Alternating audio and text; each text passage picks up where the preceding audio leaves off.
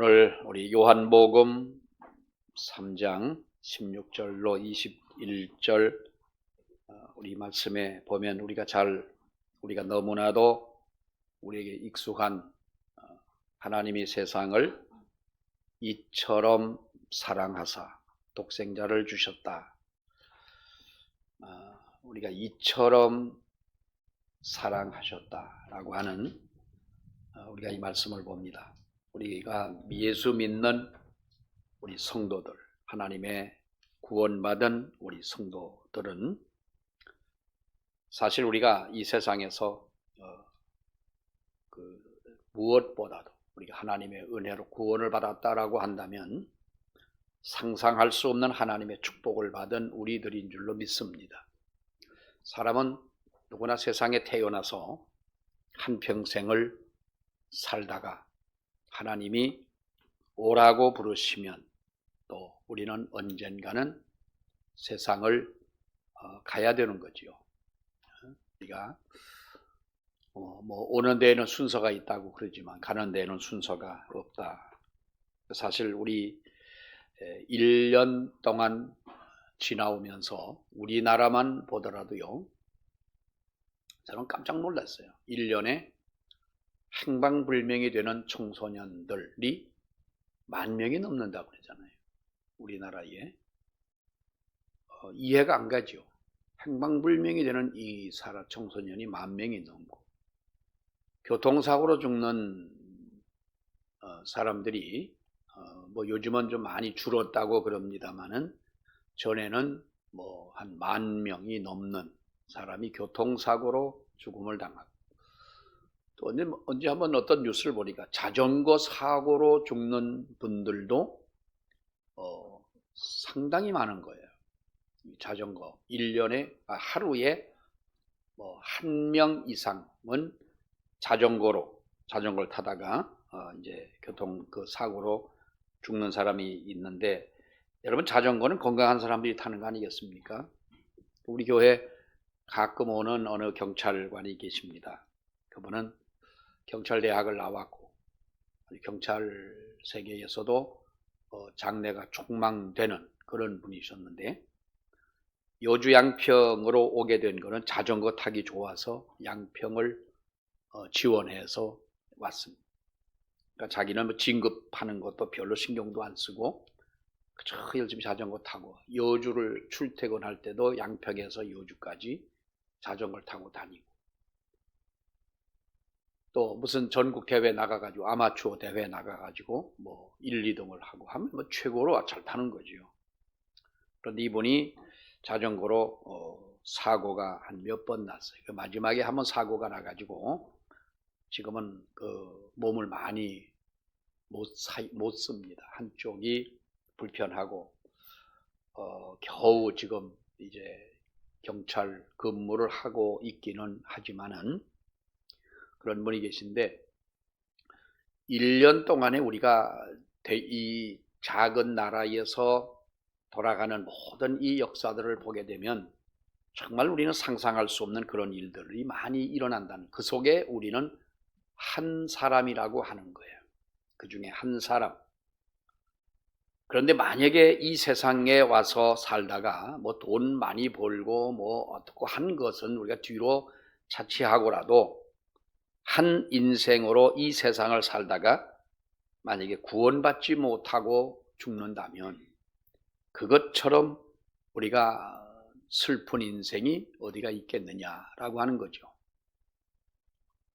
그런데 이 세상에 와서 우리는 물질적으로, 권력으로, 명예로, 세상적인 것으로 사람들이 말하는 어떤 성공의 기준은 도달하지 못했다 하더라도 우리가 하나님 앞에 은혜로 구원을 받은 하나님의 자녀가 되어서 우리가 이렇게 하나님의 백성이 되었다면 이것은 여러분 놀라운 하나님의 축복임을 믿으시기 바랍니다.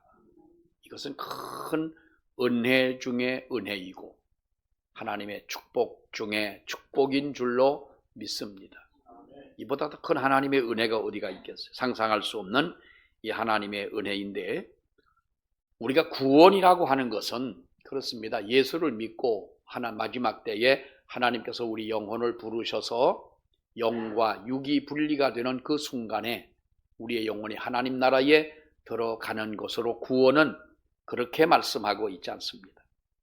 죄를 사해 주셨고 우리를 의롭다고 하나님께서 인정을 해 주셨습니다. 그리고 여기에서 끝나지 않고 우리를 하나님의 사랑의 품에 안아서 우리를 하나님의 사랑 안에 거할 수 있도록 하셨고 우리에게 날마다 새로운 마음을 하나님이 주신다라고 하는 겁니다. 어린아이가 세상에 태어나서 어머님 품에서 자랍니다. 그런데 만약에 제가 한번 신학교를 다닐 때인데 어떤 친구가 그래요. 날 보고 노량진 어디에 가면 보육원이라는 곳이 있는데 그 보육원에 한번 설교를 해달라는 날 보고 설교를 부탁을 하는 거예요. 처음엔 보육원이 뭔지도 모르고 그저 어린 아이들이겠지 주일학교처럼 생각을 하고 이제 갔어요. 갔는데 보육원 노량진의 어느 보육원을 가니까요 아이들이 한 200명 가까운 아이들이 있는 거예요. 굉장히 많아요. 근데 거기에는 작은 아이들부터 나이가 많은 아이들은 10, 한 5, 6세 정도 되는 아이들까지 그렇게 다양하게 아무튼 있는 거예요. 고아원도 아니고 아무튼 보육원이라고 그러는데 보육원은 어린 아이들만 있는 곳 아닙니까? 그런데 어쨌든 가서 예배를 드리는데요. 예배를 드리기 전에 그 보육원을 들었으니까요. 아이들이 와가지고 처음 보는 것 아닙니까? 전도사님 하면서 쫓아와 가지고 매달리고 하는데 아무튼 민망할 정도로 그런. 우리 고아원 옛날에 가보면 애들이 다 그러잖아요. 고아원에서 자란 아이들과 일반 가정에서 부모님 밑에 자란 아이들의 차이가 뭐겠어요? 우리가 아이를 낳아서 품에 안아서 아이를 기르는 것이 힘들고 때로는 우리가 오죽하면 여러분 이 남편까지도 이제는 육아 휴가까지 주는 나라니까 얼마나 좋겠습니까? 얼마나 여러분 우리가 이게 힘들겠습니까? 그러니까 그런 육아 휴가까지도 남편까지도 줍니다마는 품에 거하게 한다.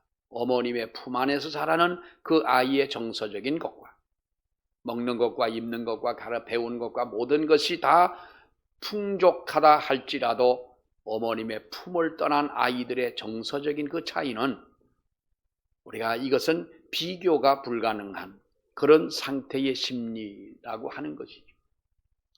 사랑하는 여러분, 우리가 하나님 앞에 구원을 받았다고 하면은 죄 사함 받고 의롭다 인정함을 받았 것은 사실이지만 하나님의 그 사랑의 품에 거하는, 그래서 날마다 우리의 새로운 마음을 우리에게 베풀어 주시는, 우리는 그 은혜를 체험하고 깨닫고 살아가는 우리들이 되어야 할 줄로 믿습니다.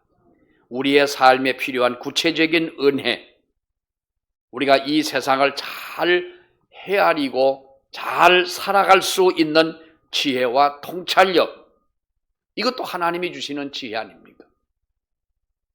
누가 아이 하나를 놓고 여자들 둘이서 서로 지 새끼라고 서로 팔을 잡고 싸우는데 칼을 가져다가 이 아이 반을 정확하게 나누어주라. 둘 다 제 자식이라고 하니까 요즘 같으면은 유전자 검사를 해보면 금방 알 텐데 그때는 그것도 없으니까 여러분, 이 솔로몬의 지혜를 누가 주셨습니까? 지혜라고 하는 것, 통찰력이라고 하는 것, 순간순간 우리가 이 세상을 감당할 수 있는 능력이라고 하는 것, 이것도 우리 하나님이 우리에게 베풀어 주시는 것 아니겠습니까?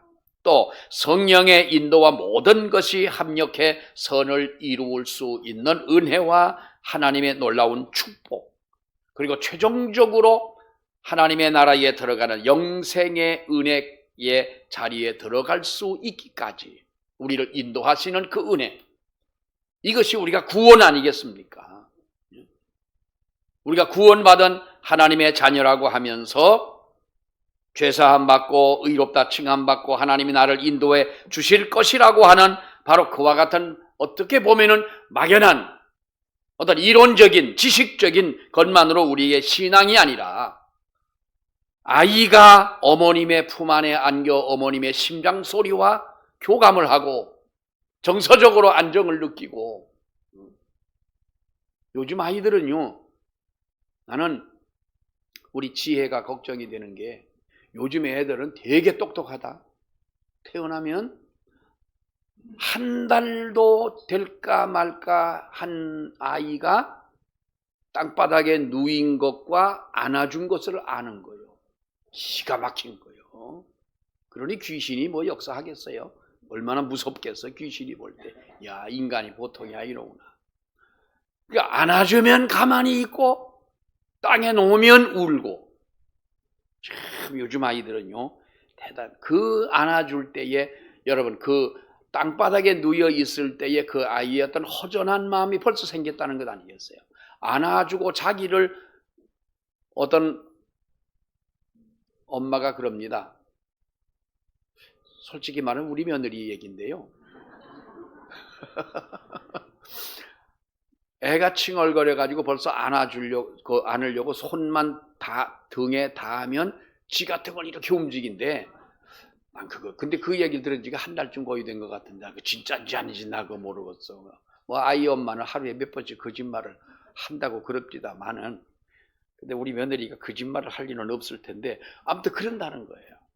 그때의 그 아이의 정서적으로 얼마나 따뜻함을 느끼고 얼마나 사랑이 교감이 되지고 얼마나 그 마음에 정말로 평안함이 생기겠냐. 우리가 예수 안에서 이 평안함을 누리고 예수 안에서 이 정서를 우리가 느끼면서 살아가는 우리가 돼야 할 줄로 믿습니다. 그런데 우리가 이 구원받은 하나님의 자녀들이라면 이 구원으로 인하여 우리에게 주어지는 이 복이라고 합시다. 이것이 무엇을 통하여 우리에게 이루어지느냐? 여러분, 하나님의 사랑이죠. 오늘 성경에 보면 하나님이 세상을 어떻게 사랑하사? 이처럼 사랑. 자, 이처럼은 무엇을 말씀합니까? 이처럼 사랑하사. 앞에 있는 말씀을 보면 우리가 요한복음 3장에 니고데모에 대한 이 말씀을 우리 예수님이 하시는 가운데 그 14절의 말씀에 보면 모세가 광야에서 뱀을 든 것 같이 인자도 들려야 하리니 이는 그를 믿는 자마다 영생을 얻게 하려 하심이니라. 모세가 광야에서 뱀을 든 것 같이 인자가 들려야 되리라. 믿는 자는 하나님 앞에 구원함을 받는데 하나님이 세상을 어떻게 사랑했다? 이것처럼 하나님이 사랑하셨다. 인자가 십자가에 달려야 하는 것처럼 이처럼 하나님이 사랑하셨다. 하나님의 사랑과 은혜라고 하는 것입니다.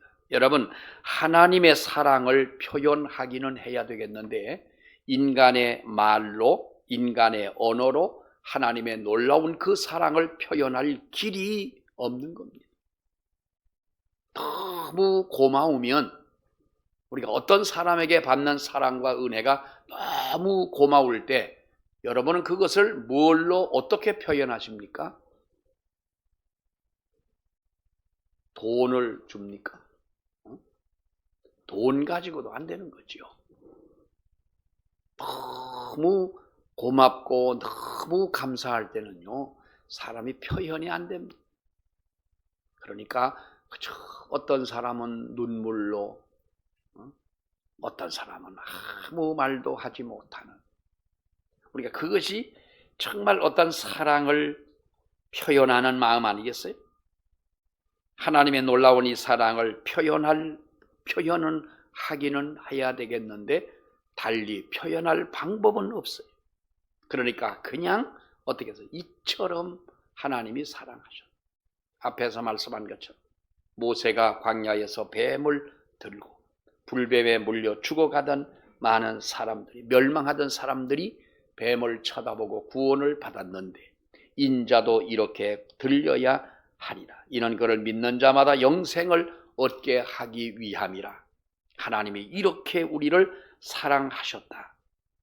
하나님의 사랑, 이것이 하나님의 은혜로 인하여 우리의 구원은 이루어진 줄로 믿습니다. 또 하나 우리가 한 단계를 더 올라간다면 예수 그리스도의 의라고 하는 겁니다. 그리스도의 의. 우리가 예수 그리스도의 의 하면 좀 이상합니다만은 하나님의 성품. 그러면 우리가 뭐라고 그러죠? 하나님의 성품은 세 가지라고 그랬어요. 첫째는 의와 진리와 그리고 거룩함이라 그러죠. 이것이 하나님의 성품이라 이렇게 말하는데, 원래 하나님은 거룩하신 분이고 하나님은 진리시고 하나님은 의로우신 분이에요. 예수님은 우리가 하나님의 아들이다, 하나님께서 아들을, 우리 독생자 아들을 우리에게 주셨고 할 때에 우리는 그 삼위일체를 정확하게 이해하지 못하게 되면 우리는 여기서 오해를 하는 경우들이 많습니다. 사실 예수 그리스도는 하나님이시죠. 성부 하나님, 성자 하나님, 성령 하나님은 한 하나님이시고, 그래서 예수 그리스도는 우리가 성부에게서 나셨고 성령은 성자에게서 나오신다. 지금도 진행형이고 지금도 그 성령은 역사하시는 분인데 이분은 한 분이시다는 거죠. 그러니까 예수 그리스도의 의라고 하는 것은 우리가 이 성경의 말씀을 통해서 보게 되면, 여러분 우리가 볼 때에 만약에 예수님께서 한 번의 유혹에 넘어가셨더라면 구원이 이룰 수 있을까요? 없을까요? 없죠. 40일 금식을 하고 나서 사탄이 그 틈새를 파고 들어와서 유혹을 합니다. 저는 그 쇼트트랙을 보면은요, 쇼트트랙 짧은 한 바퀴를 돌면서 스피드하게 돌아가지 않습니까? 그 조금만 틈이 있으면 그 틈새로 파고드는, 우리 한국 선수가 파고들으면 기분이 좋은데 우리 한국 선수를 제치고 다른 사람이 파고들면은 아주 안타깝잖아요. 이 틈새를 파고드는 눈 깜빡할 새. 예수님이 그 40일 금식을 했을 때 사탄이 찾아와서 여러분 유혹하는 그 유혹을 보십시오. 여러분이나 저 같으면 누구와 그 시험에서 이길 수가 있었겠어요? 배가 고파가지고, 예수님도 육신을 가지신 분이라 배고프신데 이 돌을 가지고 너는 분명히 떡을 만들어 먹을 수가 있지 않느냐. 떡을 만들어 먹어봐라. 옛날에 40일 금식을 하다가요, 떡 먹고 돌아가신 목사님들이 꽤 계십니다. 그 분당의 유명한 이찬수 목사님, 분당 우리 교회 이찬수 목사님의 아버지도 금식하고 돌아가셨잖아요. 저기 어디입니까? 그 상주 그쪽에 우리 동기 목사님이 있는데 그 사모님이 40일 금식을 하셨어요. 사모님이 왜 금식을 해? 하려면 목사님 보고 하라고 그러지. 자기가 목회하는 것도 아닌데 왜 굶어? 가서 40일 금식을 하고 갔어요. 그 친정 언니 되는 분이 와가지고 이제 그 40일 금식을 했으니, 여러분 40일은 죽을 먹으라 그러잖아요. 그 이제 뭐 아기 난 사람보다도 더 아주 그냥 극진하게 이렇게 하다가 자기도 바쁘고 하니까 빨리 회복을 해야 되니까 뭐 과일도 먹어라, 사과도 깎아주고 뭐도 깎아주고 하다가 먹고서 그 사모님 돌아가셨어요. 그래가지고 그 목사님은 또 장가를 갔어요.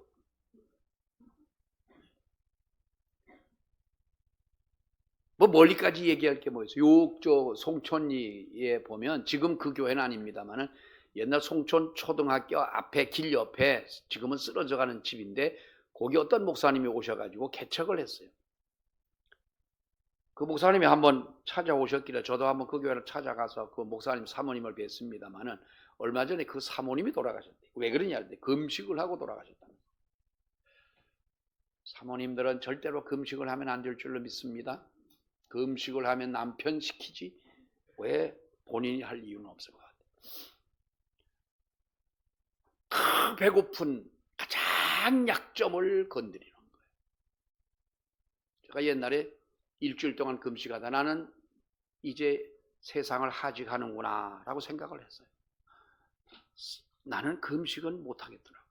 일주일 금식을 하는데 3일쯤 되니까요.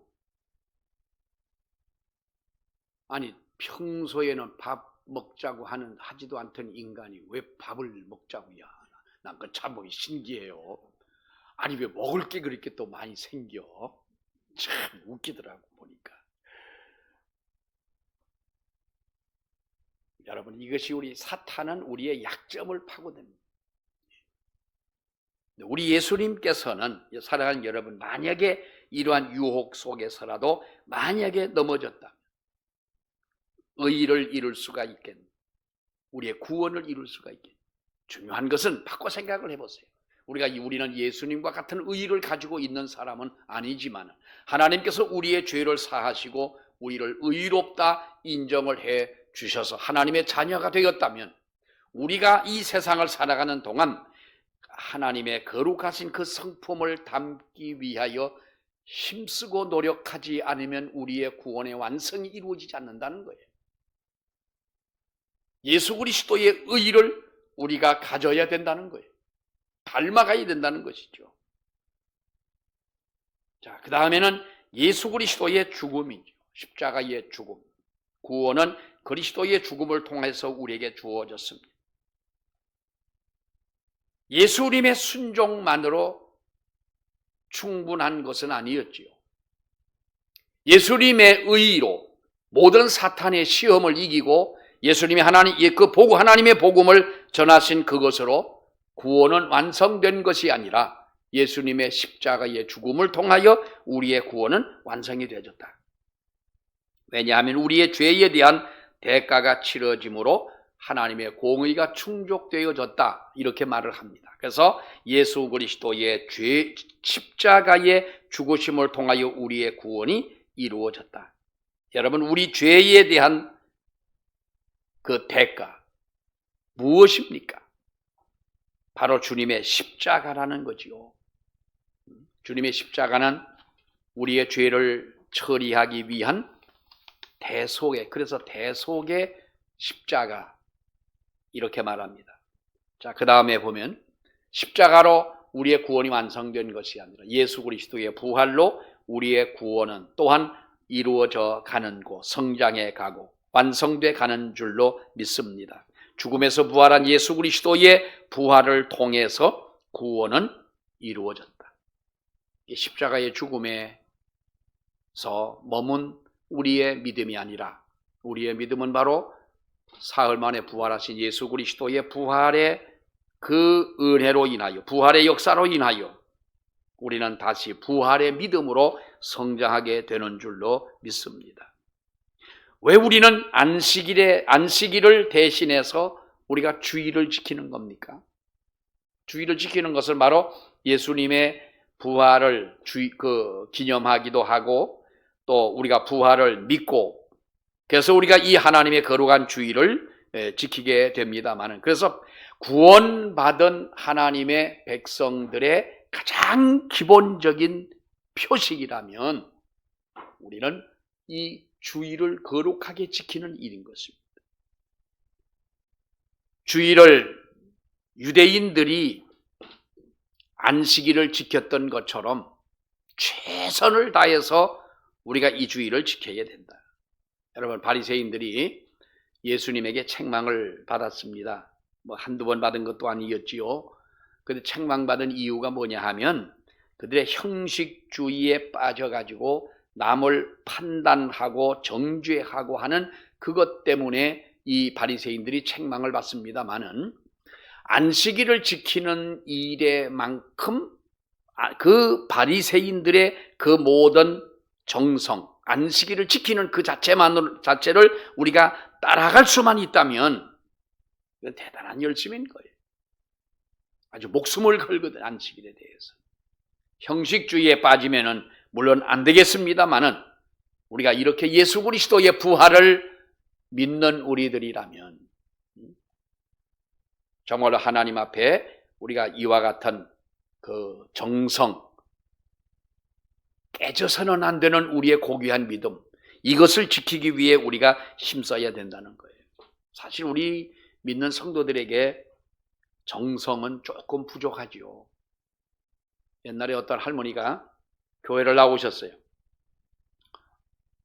한 번도 누가 전도도 하지 않았는데 나오신 거예요. 저 옥토거리 제일 끝집에서 나오신 거예요. 그래서 신방을 가가지고 이제 예배를 드리고 신방 예배를 드리고 아직까지 교회 나온 지 얼마 안 되니까 뭐 이것저것 모르니까 냉장고 문을 펄떡 열더니 목사님 더운데 근데 더울 때 시원한 맥주 한 잔 잡수라고 맥주병을 꺼내가지고 딸라고 그래요. 아유 그리 치지 말라고 우리 장로님들 보면 큰일 난다고. 그러진 않고요. 만약에 그러다가 지나가다 장로님이 보면 어떡해서 목사님 신방 갔다가 맥주 먹고 그러셨다고 그러면 큰일 나잖아요. 그래서 아니라고 이제 물어봤어, 앉아가지고.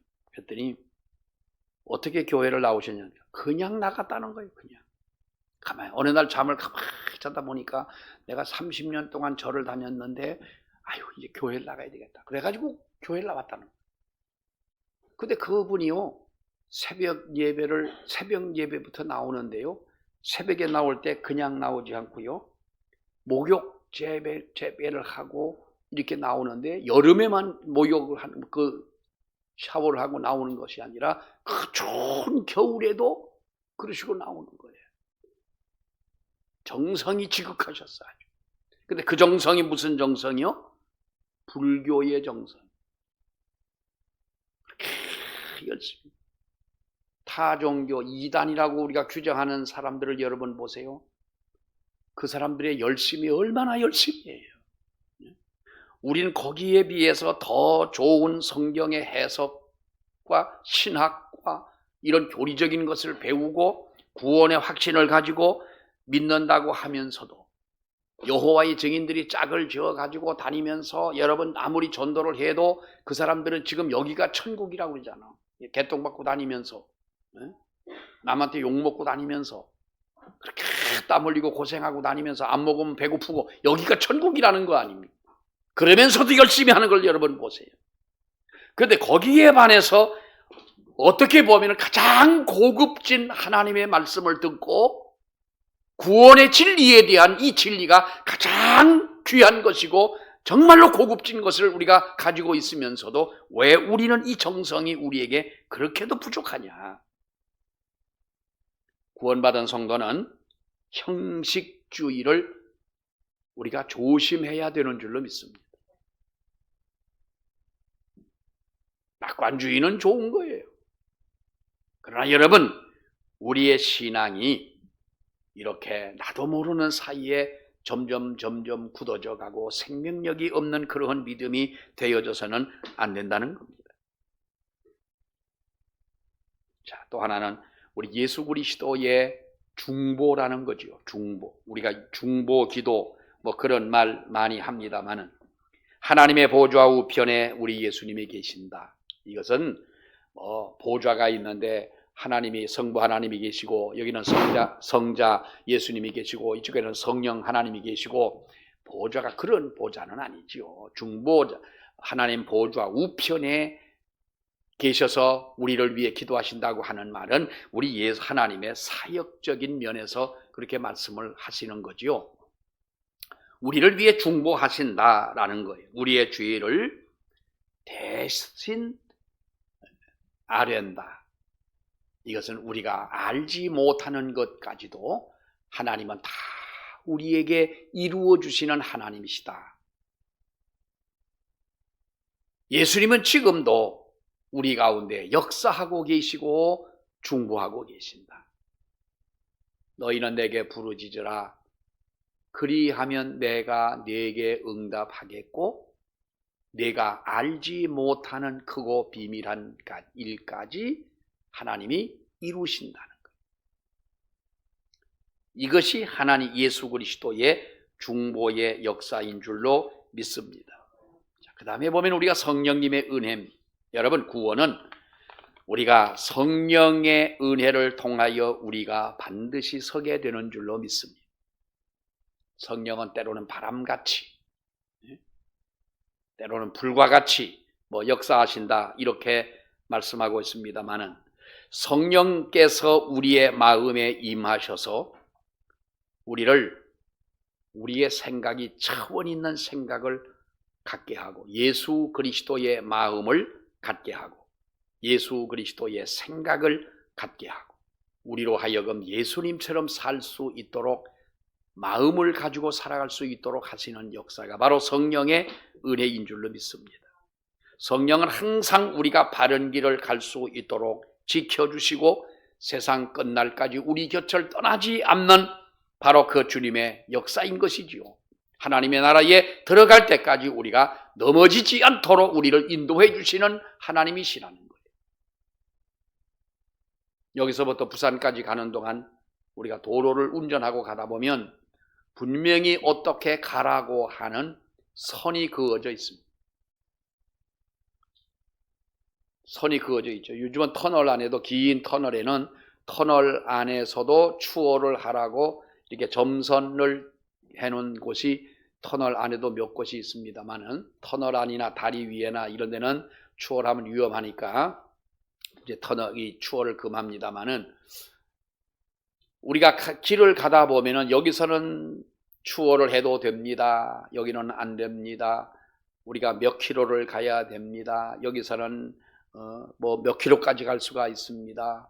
새로 개통한 포천서 세종 가는 고속도로가 이제 76km인가 몇 킬로가 지금 개통이 됐지요. 구리에서부터 안성까지 이제 개통이 됐는데, 그 도로, 이 포천에서 내려가는 그 도로를 타고 가다 보면 어디는 최고 속도 120km까지 달리는 거예요. 그 다음에 어디는 계속 120km가 아니더라고요. 어디는 110km, 그리고 어디는 100km, 이렇게 이제 그 길에 따라서, 구조에 따라서 이렇게 좀 달라지긴 합니다만은 그 속도로 가라는 거예요. 그것이 그대로 우리가 가게 될 때에 바로 그것은 다른 사람도 보호하고 나도 보호를 받는 것이고, 내가 목적지까지 분명히 잘 갈 수 있는 방법인 줄로 믿습니다. 성령께서 내 마음에 역사하시고 내 마음에 감동을 주시고 나를 이렇게 살아가라고 말씀하시는 그 말씀대로 살아갈 때 우리는 하나님 앞에 우리의 믿음이 성장하고 날마다 새로운 은혜를 체험하게 되는 줄로 믿습니다. 그렇다면 우리가 그 어디를 가게 되면, 우리가 요즘에 여러분, 우리 시찰에 있는 목사님들이 우리 옛날에 우리 시찰에서 우리 교회가 그 교회 봉고차를 처음 샀었어요. 시찰 내에서 1등이 많아요. 우리 곡수교회가 제일 오래된 것도 1등이고, 또 봉고차도 1등으로 샀고, 그때는 우리 찬양대도 우리 교회가 1등이었어. 다른 교회는 따라오지도 못했어. 근데 지금은 우리가 좀 거북이 걸음하느냐 하다가 좀 늦어져서 그렇긴 합니다만은, 다른 목사님들이 그래요. 어디 가면 우리 김 목사님이 운전을 하시면, 내가 또 운전을 또 편안하게 잘하잖아. 난 꼭 물어봐요. 뒤에 있는 사람 비행기 탄 것 같지요? 그럼 물어봐요. 근데 어떻게 목사님께 길을 잘 아세요? 아니, 내가 무슨 길을 미리 가서 알아본 것도 아니고, 내가 어디를 간다고 하면 이 길은 옛날엔 지도만 보면 다 알았잖아요. 그러니까 지도를 가지고 그 전날 공부하고, 또 모르는 데는 그곳에 친구들도 있고 하니까 또 물어서 알아도 보고 해가지고 이제 이게 다니니까, 목사님 어떻게 이게 길을 잘 아시냐. 근데 그때는 그랬어요. 근데 지금은 내비게이션이 없으면 어디를 못 가는 거예요. 서울에서 어디를 나올 때에도 잠깐 어디로 가는 방향의 어떤 표시를 찍어가지고 거기를 돌아 나온 다음에 이제 해지를 하고 오는 경우도 있기는 합니다만은, 요즘은 어디를 갈 때 내비게이션이라고 하는 것이 있어요. 나는 그 아줌마 보면은 정말 어떻게 이렇게 똑똑한지 몰라. 뭘 얼굴도 못 보고 그랬는데요. 정말로 언제 왔다 갔는지 우리 집 여기까지 다 알고 정확하게 아는 거예요. 그대로만 가면은 되는 거예요. 자, 우리의 내비게이션이 여러분 길을 출발하면서부터 어디로 가라, 어떻게 가라, 그림까지 그려가며 가르쳐주는 대로 우리가 갈 수 있는 그 길은 하나님의 말씀과 같은 것이잖아요. 하나님의 말씀을 따라서 가다 보면 우리가 가야 하는 그 종착지까지 무사히 도착하게 되는 줄로 믿습니다.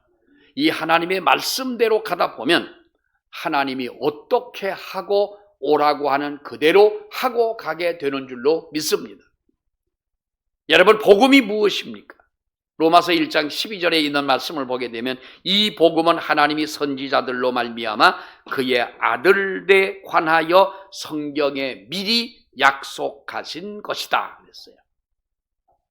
복음이 뭐예요? 그의 아들에 관하여 성경에 미리 약속하신 것이다. 한마디로 말하면 이 복음이 뭐냐? 예수 그리스도에 관한 성경의 약속의 말씀이라고 하는 거예요. 복음에는 하나님의 약속이 있지 않습니까? 그 약속을 우리가 은혜로 받고 그 은혜는 예수님을 믿을 때에 우리에게 주어지는 것이고 그리고 하나님의 성령에 순종할 때에 이 말씀이 우리에게 힘이 되고 능력이 되어주는 줄로 믿습니다. 힘이 없어 넘어지고 쓰러지는 우리가 아니라 당당하게 그 길을 갈 수 있는 이 힘이 어디서 오느냐 하는 거예요. 이 힘이 어디서 오느냐.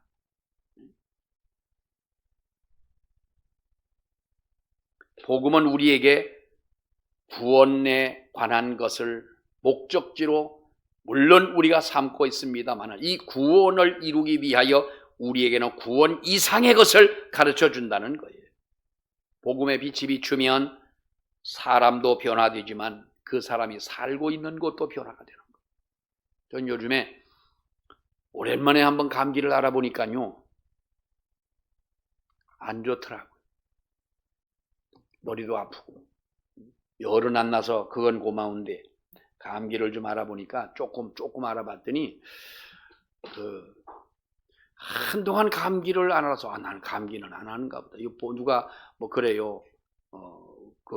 65세 이상 되면 아직 내 65세는 아직 안 됐지만 그 독감 예방 주사를 맞으라고 그래서 지금까지 2번을 맞아봤어요. 한 번은 경찰병원을 갔다가 거기서 사과라나 몸과라나 해가지고 맞으라고 그래서 거기서 한번 맞아봤고 한 번은 보건소장이 몇 년 전에 한번 내려오시라고 내려갔더니 독감 예방 주사를 놔가지고 한번 2번을 맞아봤는데 감기도 잘 안 걸리고 하니까 그냥 안 맞았었어요. 그런데 어떤 분이 요즘에 독감이 얼마나 전파력이 심하냐. 만약에 감기 걸린 분이 마스크도 안 하고 같이 앉아가지고 밥을 먹거나 이야기를 하거나 하면 틀림없이 옆에 사람이 감기가 걸려요. 난 그걸 보고 좀 유치한 표현이지만 독감전도법이라는 그게 참 아주 효율적이로 유효한 독감전도법은 어떤 거예요? 내가 독감에 걸리고 마스크를 쓰지 않고 입을 벌려서 이야기를 하게 되면 분명히 상대방이 독감이 걸리는 거예요. 세균이 눈에 보입니까? 바이러스가 눈에 보입니까? 아무것도 안 보이잖아요. 그래도 분명히 그 사람이 감기에 걸리더라. 자, 그것과 비슷한 건 아니에요. 그거 비슷한 것도 아니고 그렇다는 것도 아니지만은 사도행전을 보게 되면 너희가 하나님의 성령을 받으면 우리에게 뭘 준다고 그랬어요? 권능을 주신다고 그랬어요. 이 권능이라고 하는 것은 어떤 엄청난 파워를 말하는 거예요. 파워. 그래서 다이나마이트가 폭발할 때의 그 폭발력과 같은 능력을 준다고 했어요. 그러니까 그 말씀 사도행전에 나와 있는 성령의 역사대로라면 우리가 어디 가서 옆에 있는 사람에게 가만히 손만 잡아도 내가 받은 하나님의 성령의 역사를 통하여 이 사람의 마음에 성령이 전달되고 감동이 되어져야 맞아요. 아무 말 하지 않고 가만히 있더라도 독감도 그 바이러스도 전파가 되지는데, 내가 하나님의 은혜로 받은 하나님의 성령의 역사가 이 독감의 바이러스보다도 못하다면 이거 뭔가 좀 곤란하지 않냐? 왜 너무 좀 비유가 좀 과한 비유인가, 비약적인가요? 어쨌거나 우리가 감기가 들면 감기가 들면 우리가 감기는 좀 예의를 지켜줘야죠. 그렇죠? 어디 이제 마스크도 잘 하시고 이렇게 해야 되지만은, 사랑하는 여러분, 우리가 진정 하나님 앞에 구원함을 받은 우리 성도들이라면 구원에 머무는 것이 아니라는 거죠. 하나님의 사랑, 예수 그리스도의 의, 주님의 십자가, 주님의 부활, 그리고 우리가 하나님의 은혜 가운데서 정말로 이 하나님의 사랑 안에 성령의 인도하심을 따라 우리가 주님 앞에 구원을 이룰 때까지 나아가는 우리의 믿음의 사람들이라면 하나님의 말씀을 통해서 능력 있는 우리 믿음이 되어야 하는 줄로 믿습니다. 어느 곳에 우리가 정착하는 믿음은 안 됩니다. 또 성장하지 않는 믿음은 무언가 문제가 있는 믿음이 틀림이 없습니다. 한 주간 동안도 우리가 구원받은 성도답게 하나님 앞에 살아가는 우리 모두가 되시기를 주의 이름으로 축원합니다. 기도하겠습니다. 하나님 아버지, 은혜를 감사합니다. 주께서 우리를 많은 사람 가운데 택하시고 우리를 부르시고 하나님의 자녀로 삼으시고 우리가 마지막 때에 하나님의 나라에 들어가지만은 하나님의 나라에 들어가는 순간까지 우리가 주님의 그 거룩한 성품을 담고 하나님의 의를 우리가 품고 하나님의 복음에 늘 힘을 얻고 우리들이 세상을 살아가며 그리스도의 향기로, 그리스도의 빛으로 살아가라고 말씀하신 이 귀한 말씀을 붙잡고 나아가기를 아버지여 원합니다. 능력 있는 우리의 믿음의 성도들이 되게 하시고, 그래서 우리가 더욱더 우리 개인의 믿음뿐만 아니라 우리 교회와 우리가 살아가는 모든 삶에 하나님의 은혜가 더욱더 풍성하도록 역사하여 주시옵소서. 예수님 이름으로 기도하옵나이다. 아멘.